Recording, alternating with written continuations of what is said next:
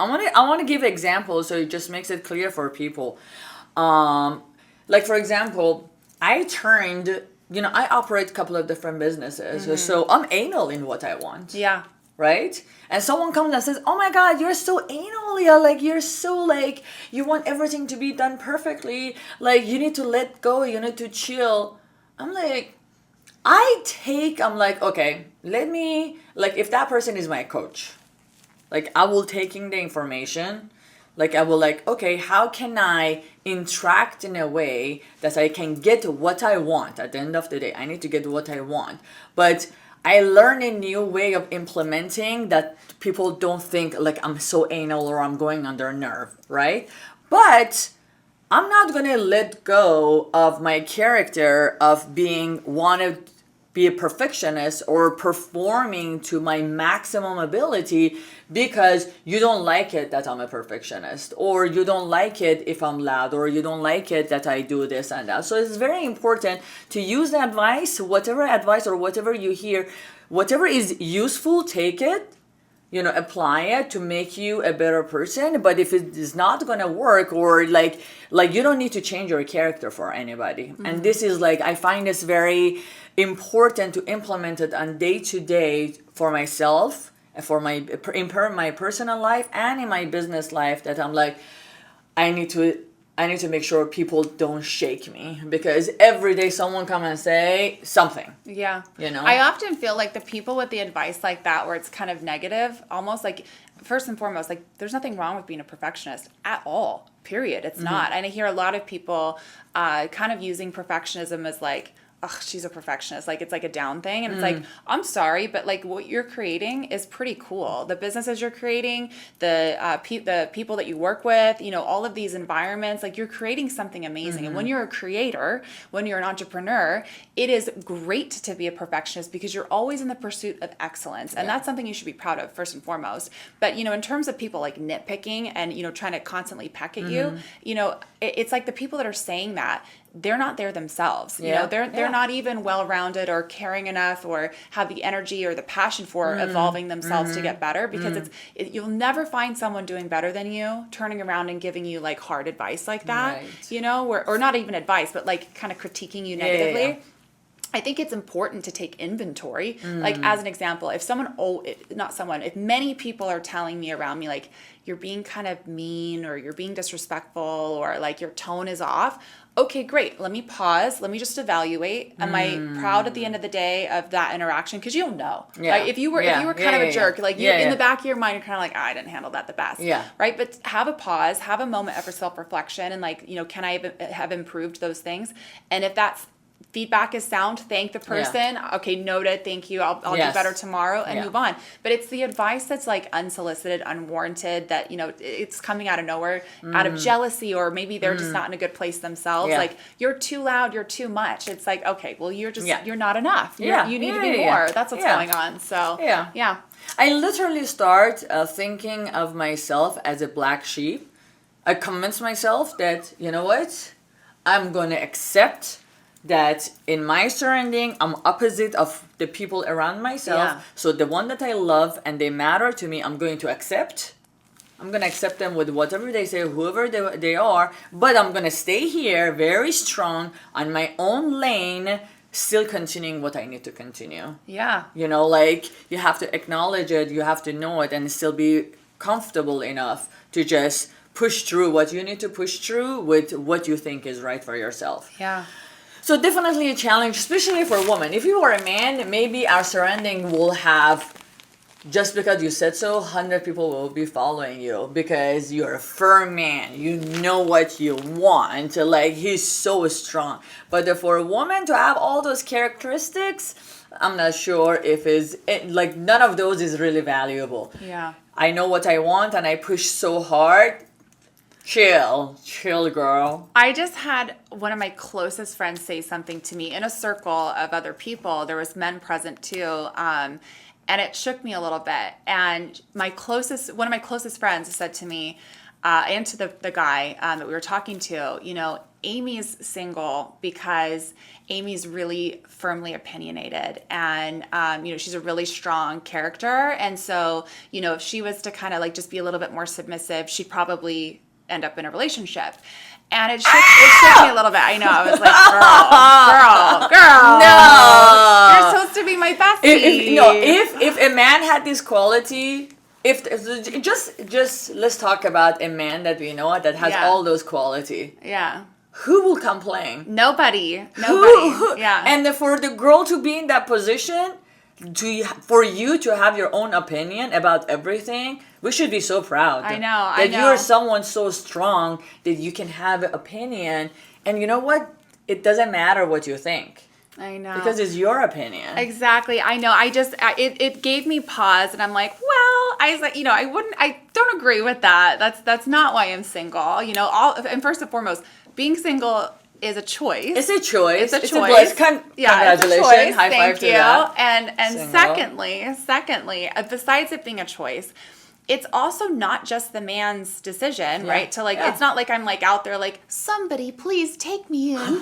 Let me be your plus one. Isn't that like what people... let me be your plus one. I'm not doing that. I'm dying. Yeah, like no one's doing that first and foremost. Yeah. But the other thing is like, listen, if a guy wants a very submissive woman who doesn't have an opinion, more power to him. There's plenty of women out there like that. That is not me, and that is not the guy I'm looking for. Yeah. Like, I want a man who respects my opinion, who encourages my opinion, my voice, my endeavors, beauty, like all of this. Yes. Like, I want a man who wants all of this. Can I add something? I love you too. You are a 1%. Thank you. Okay, you're a 1%. So you're not gonna find 1% in the street everywhere. That's true. Okay. Yeah, I don't want men from the streets. Yes. So for a 1% to find another 1%, it's not going to be easy. Yeah. But you're not going to settle for the average. That's right. That's why is maybe for average people, it's so easy to settle with another average person. Yeah. But for you, it's much more harder because you only can match with another 1%. Yeah. So that's what my belief system is. I'm not going to settle for a 50%. No. I can't. Yeah. I cannot even settle for a 70%. I want my rare character that is just like me. And if I cannot have it, I just don't want it. Yeah. Well, I think the other really important thing for me, like, that comes born out of that statement that she made, it's like, I know her intent was in the right place first and foremost. Like, I know she had the right intent. But I do want a partner who is a lion. And I know that's very cliche and buzzwordy right now, but it's so true, right? Like, I'm an alpha strong female. I need a male who is alpha as well. I don't want a beta male. I want an alpha male. I want someone who, when I'm with them, when I'm in their presence, I can take my armor off. I can put my sword down. I can like relax a little bit. They'll appreciate it when I'm in that moment, when I'm in that energy of powerful and, you know, being this badass energy that I do have. But I also want the ability when I'm with the guy for them to take the lead, take charge. I will let them, like, please, by all means, if the man deserves that kind of like, you know, if they're giving that energy, I'm going to be submissive. I hear you. That is so true. That is so true. I feel the same thing too. Like, I feel like you need to give me that trust. You need to show something that I can let go of the Helen the fighter. Yes, exactly. And then be the Helen, like, as a partner, as your companion. Like, I need to put the guards down in order to just be fully me. But there is certain things and I need to watch and see that I see enough capability. I need to see you're alpha enough. You're comfortable with yourself enough. You are confident enough. So for me to just rely on you. Yeah, exactly. You got, like, the relationship has to be an environment where all this hard work I've done since I was, 17, to be on my own, be strong, be independent, be all the things that, your parents want you to be and, that you need to be to survive and, to get by in life on your own. Like, I want to be able to have all of those things, all of the walls I've built, to be able to set all of that aside and just relax and be at peace and have like this loving environment where I'm not worried about things, right? I don't have to have my armor on. I don't have to have my walls up. Correct. Find me a man like that, now we're talking. Yeah. But until that comes along, I am not going to settle for a beta male that can't handle that I have an opinion. So like, imagine is like how important is to have an opinion. It's really important thing. I want to tell you, like, if I want to compare humans to sheep, okay, not that I want to like insult human, but I'm just saying. Most people are sheeps. I'll say it. Yeah, okay. It's true. But the thing is, what do you expect for them to not have opinion? Yeah. To follow someone else's opinion? Yeah. To follow someone else's religion, rules of whatever country that you're living in, the culture, this and that? How about no? Yeah. I think, you know, we talked earlier about like your self-value system, like knowing who you are. And when you're confident, which is, here's the thing, you're a confident woman. I'm a confident woman. We know who we are, and we are not going to be swayed easily by opinions or feedback that we don't want and things like that. So I think that when you're such a confident person, I get this feedback all the time from people that you're very confident, right? And I'm like, okay, great, thank you. And you know that's intimidating. Okay, well, are you intimidating, or are you intimidated? You know, so I'm not going to stop being confident in who I am, how I look, you know, how I walk, how I act, how I talk, right? How you carry yourself. My opinions, right? I have those opinions because I know who I am, and I know who I am, so I have opinions of what I like, don't like, want, don't want, right? And because I'm standing in my confidence, when I walk into a room or when I'm engaging with others and when I'm in a business meeting, you better believe I'm going to be opinionated because I've already defined who I am and what I want and what I don't want. So if you're intimidated, listen, we can work on that together. You know, like I can help you feel more comfortable and all of those things, but I'm not going to stop being who I am. And I'm definitely not going to make you feel more comfortable by not being who I am, right? For sure. I think that one of the problem is, I think our generation still is not very comfortable with if you're just sitting there, like, for example, like, even like eye contact, I just sit somewhere and I look at someone and that person gets uncomfortable. Yeah. And I'm like, I just said, hi, how are you? Yeah. And it's like, oh, that was like so intense. And I'm like, by my saying, hi, how are you? Like, you look very great, or this and that. So I think the culture still is like very... Well, it's this, right? It's like they're so in their phones, they're so distracted that they're not they're not exposed to that human eye-to-eye contact. People don't have that experience. Yeah, it comes off like, what is it that I'm supposed to do? And I'm like, for me, it's so important to have that human touch, like one-to-one, eye-to-eye, like heart-to-heart, feel your energy, feel your, like you know, what are we about? It's so important to feel it. And then it's like, so I come across with meeting so many people that even that is too much. And I'm like, okay. You know, I will say, it's taken me years to develop the confidence to like make eye contact. You know that drinking cheers where you make eye contact? I used to always like look down because making eye contact with other people was a really uncomfortable thing for me. Because of how I felt about myself years ago, I had no confidence. I had, no. Same here. I was like, I was in that moment of, as we talked about earlier, of like seeking validation from others. Yes. And I was kind of scared to like get that feedback loop from them. So now that I'm confident because I figured out who I am and I have a value system, now I'm like, let me make eye contact. Like, but what I notice is now it's the reverse. That I'm noticing in other people that they're not confident, they aren't used to this human interaction. Like a lot of the newer generations too are, because they're in their phones so much, they don't have that skill set to have a conversation with a stranger and, or even maybe someone on the newer side. Like the eye contact thing kind of tells you what's going on with the person on the inside. So true.